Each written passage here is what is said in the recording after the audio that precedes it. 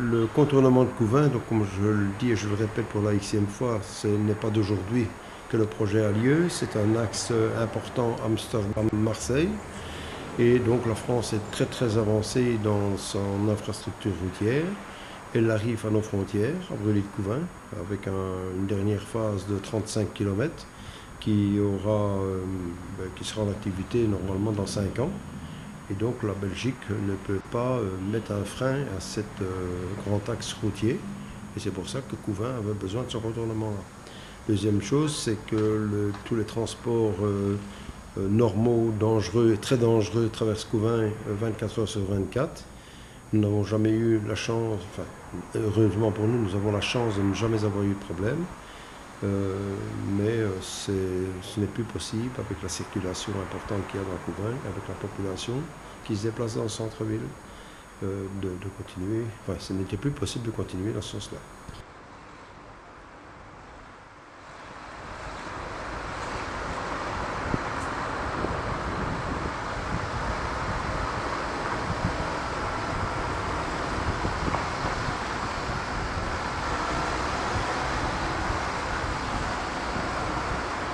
Le budget du contournement de Couvain, c'est 175 millions d'euros. C'est vrai qu'il y a peut-être 10 ans d'ici, c'était la moitié. Mais bon, vous savez, quand on est contre un petit peu tout et puis qu'il n'y a pas des moyens financiers, ben, ça ne peut faire qu'augmenter la facture. Mais bon, maintenant, j'espère que le délai sera plus ou moins respecté. S'il n'est pas respecté, il n'y aura quand même pas beaucoup de... Il y aura certainement une augmentation. Tous les matériaux, la main-d'œuvre augmente. S'il fallait faire très court, moi je dirais que le contournement de Couvain, c'est un mal nécessaire. J'ai été commerçant dans le centre-ville pendant 10 ans, tout d'abord, hein, de 87 à 97. Et je suis attaché à ma ville depuis toujours, donc je peux vous dire qu'il n'est plus possible d'organiser quoi que ce soit dans le centre-ville à l'heure qu'il est. Je me souviens très bien que jusque dans les années 80, il était possible d'occuper le Faubourg Saint-Germain, le centre-ville, tout en laissant la circulation, en organisant une petite déviation. À l'heure qu'il est, il faut organiser une déviation sur 28 km pour arriver à organiser quelque chose dans le centre-ville. Moi, je suis amateur de vacances en France. J'emploie très très souvent les autoroutes, mais quand j'ai envie de m'arrêter pour prendre un sandwich, une tasse de café ou autre chose, je quitte l'autoroute. Et je suis persuadé que les personnes qui auront seront intéressées par s'arrêter dans le centre de Couvain, ils s'y arrêteront bien plus volontairement que maintenant parce qu'on aura des parkings, la circulation sera beaucoup plus fluide et on aura certainement des aménagements qui vont se faire quand le contournement sera opérationnel. Le bel exemple, c'est Philippeville. Philippeville a eu un contournement de la ville de Philippeville. À l'époque, beaucoup de gens étaient contre parce qu'ils pensaient eux aussi que Philippeville allait devenir une ville morte. Et à l'heure d'aujourd'hui, après de nombreuses années, on constate que c'est tout à fait le contraire. Philippeville est une petite ville où on peut s'asseoir à la terrasse d'un café ou d'un restaurant, ce qui n'était pas le cas dans le temps. Et maintenant, les véhicules qui n'ont absolument rien à faire dans Philippeville, pour se déplacer de Dinan vers Dinan ou l'inverse, sont heureux aussi de ne plus avoir cet encombrement de la circulation. Sur le contournement, il y a deux cas bien précis, comme vous venez de le dire, où les maisons ont été expropriées depuis de nombreuses années. Mais enfin, c'est une chose qui est réglée parce que les anciens propriétaires ou locataires se sont rangés de part, ils ont été certainement payés. Et alors d'aujourd'hui, c'est vrai que depuis autant d'années que ça existe, on aurait dû raser cette maison-là. Ce ne serait pas un sujet de discussion maintenant. Mais bon, vous savez, ça n'a rien à voir avec la commune. Hein. Ça, c'est le maître qui s'occupe de ce dossier-là depuis le départ. Et nous ne faisons que de constater ce qui se passe réellement. Si le contournement est bien commencé, il se terminera. Peut-être avec un petit peu de retard, mais c'est terminé. J'en suis persuadé que c'est terminé. Le contournement de Couvain est une chose attendue par la population couvinoise depuis plus de 30 ans. Donc, suite à un arrêté de police que j'ai pris le 5 mai 2010, nous avons empêché les poids lourds de traverser Couvain. Suite à cette résolution, je vais dire, nous avons obtenu le premier coup de pioche pour le contournement qui a eu lieu le 29 septembre 2011. Donc nous construisons la première phase du contournement de Couvin, donc qui consiste en fait en la canalisation de l'eau noire, pour pouvoir canaliser ces eaux lors de grosses crues. Donc, nous construisons un pertuis principal ainsi qu'un pertuis de dérivation, donc pour éviter qu'un bouchon ne se crée ici et inonde la ville de Couvin.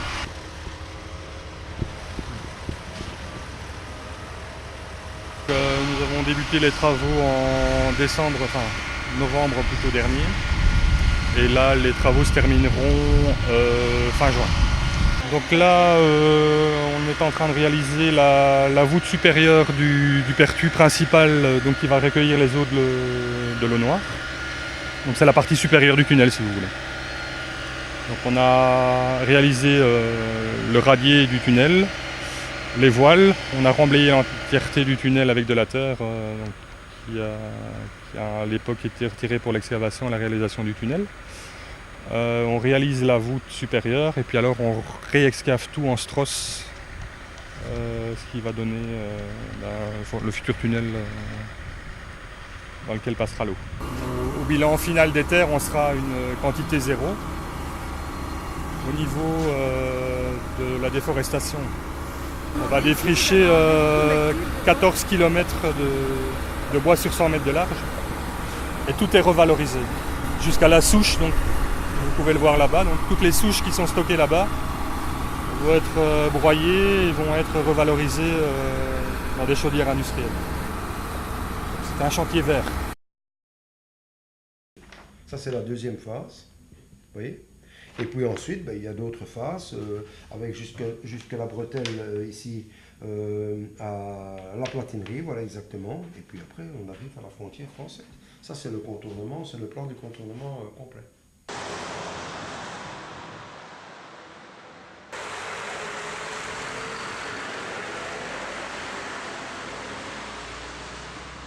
D'ici jusqu'à Couvin, c'est de la petite route. Dans les forêts et tout ça, c'est vachement dangereux, quoi. Surtout en hiver.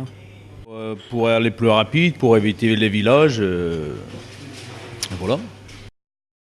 À part aller plus vite, parce qu'il va partir de Charleville, je crois. Et Charleville, on va éviter Charleville, la consommation d'un camion, la consommation de gasoil, les freins, voilà quoi, et la sécurité.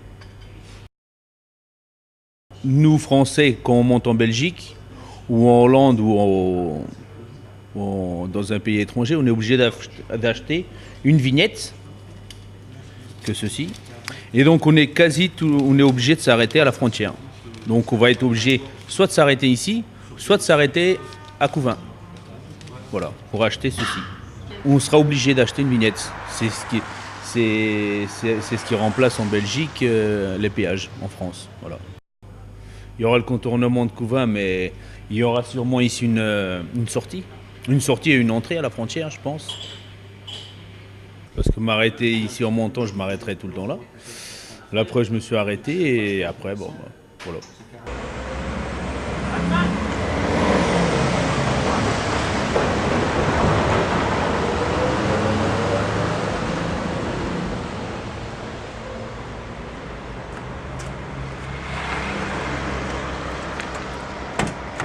Bonne journée.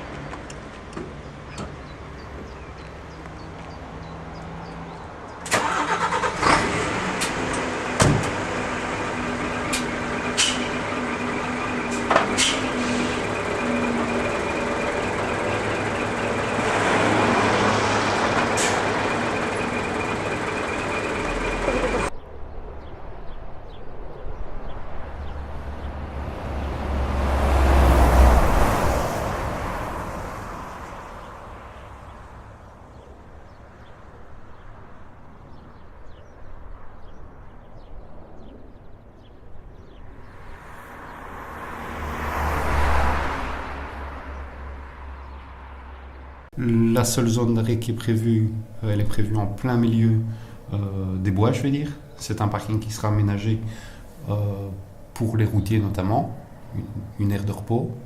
Mais sinon, c'est à la frontière que les commerces pourront vivre. mais pas les commerces actuels. Je pense qu'un jour ou l'autre, il va y avoir un déplacement. Il y a notamment une énorme station-service qui est à la frontière pour l'instant. Je pense qu'à terme, ça risque de se déplacer. Parce que la Nationale 5 actuelle, les commerces actuels, mais c'est très clair qu'ils ne vivent pas tellement du trafic routier. Pourquoi ? Parce que c'est impossible de se parquer dans Couvain. Les seuls qui, à mon avis, vont pâtir un peu seront les stations-service qui se trouvent à l'entrée de Couvain, qui, elles, vivaient réellement du trafic. Donc, elles, normalement, seront quand même lésées dans l'affaire. Mais bon, c'est un avis tout à fait personnel. On va passer un trafic de 3000 camions à peut-être un trafic de 200 camions en desserte locale.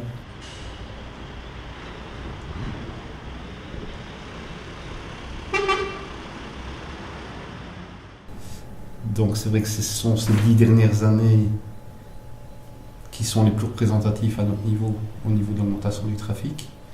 Les accidents, on a eu quelques accidents très graves, notamment 2 mortels, une dame écrasée au centre-ville,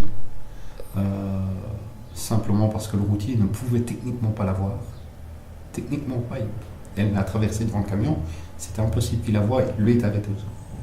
Et nous avons eu plusieurs accidents très graves, dont également un mortel dans la descente de Brully. Donc là, il faudra parcourir la descente de Brully sur l'actuelle Nationale 5 pour vous rendre compte de la vitesse des camions et de l'étroitesse de la voirie. L'année passée, nous avons notamment eu un accident avec un camion de paille qui a pris feu. Donc 2 camions, un camion de paille a pris feu, la chaussée a fondu, on a fermé la route pendant 3 jours. Et c'est clair que toutes les années, pendant les 20 ans de négociation, on a énormément de riverains qui s'est opposés. À l'époque, il y a même eu une idée de contournement par l'ouest, donc plus par le côté de la Nationale 99, direction Chimay. Et eux envisageaient évidemment une correspondance avec la Nationale 99 et la route de Chimay. Donc ça ne s'est pas fait. Dans un deuxième temps, on a eu effectivement les propriétaires terriens entre Couvain et le Brully qui sont posés. On a la DNF qui effectivement a apporté son expérience aussi. Et nous avons notamment des passages à gibier qui ont été prévus sur l'itinéraire à plusieurs endroits. Et en plus des ouvrages d'art qui sont obligés de construire pour les accès, pour les parkings, il y aura des parkings notamment aussi, et pour tous les échangeurs. On a réussi, enfin les négociateurs, je veux dire, ont réussi à ce que le projet aboutisse. Et maintenant, je veux dire que les questions techniques des riverains sont uniquement des questions d'ordre purement personnel. Bon, quand la route sera coupée, par où passera-t-on ? Est-ce qu'on va nous couper le courant, l'eau, l'électricité ? Enfin, vous voyez, il y a plein de questions purement pratiques de la vie de tous les jours. Et c'est plutôt ce genre de questions-là qui sont posées maintenant. Une des grandes questions, et notamment pour le contournement même, donc la première phase, était la question du bruit. Et je crois que les travaux publics ont très bien travaillé parce que la route, en fait, elle sera enterrée de 8 mètres. Ce qui veut dire qu'il y aura des grands talus sur les côtés. Et au niveau bruit, logiquement, les Couvinois, les gens de Petigny, personne ne va subir la nuisance sonore. 3000 camions en ville, dans des rues étroites, c'est vraiment très impressionnant pour les riverains. Et c'est une nuisance insupportable. Mais ça fait 30 ans, la circulation ne fait qu'augmenter et les routes n'ont pas été modifiées. Donc quand vous passez sur la sortie de Couvain, la fin de la rue de la Marcelle, que vous arrivez tout près du Home et tout près de l'école Saint-Joseph, vous vous retrouvez à un certain moment, il y a un trottoir qui fait moins d'1 mètre de large, avec des camions qui passent entre 50 et 30 à l'heure. Un 40 tonnes bien chargé qui en croise un autre, tout ça à côté d'une petite dame avec sa poussette qui emmène son enfant à l'école, c'est une école maternelle. C'est vrai que c'est pas rassurant du tout.